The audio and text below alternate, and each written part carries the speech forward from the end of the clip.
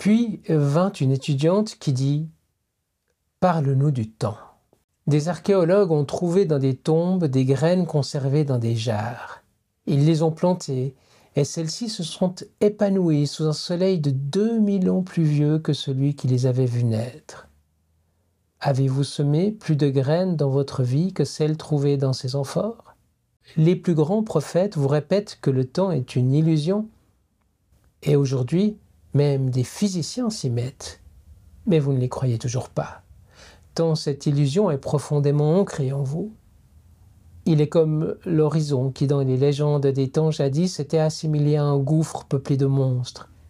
Mais l'horizon n'est que la limite de notre perception. À qui sait s'élever ou s'éloigner, l'horizon devient une donnée, non plus une limite.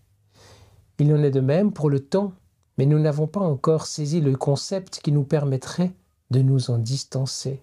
L'Église aurait peut-être préféré que la Terre soit plate et au centre de l'univers, car il était possible de projeter les fantasmes de l'enfer au-delà de la ligne d'horizon.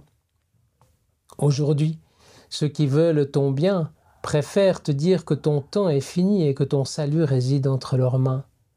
Ils vont te donner un peu de temps de loisir en échange de ton temps de travail, un peu de temps de repos en échange de ton épuisement.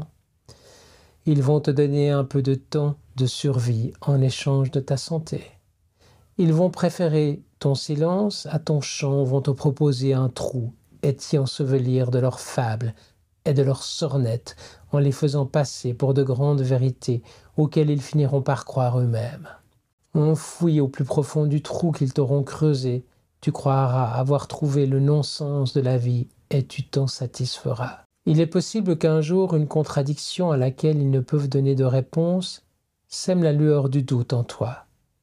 Alors, comme la graine qui a besoin de l'obscurité de la terre pour chercher la lumière, ils verront que celui qu'ils croyaient enterré pour toujours était une graine prête à germer, qui dans son trou n'attendait que le moment de pouvoir s'épanouir.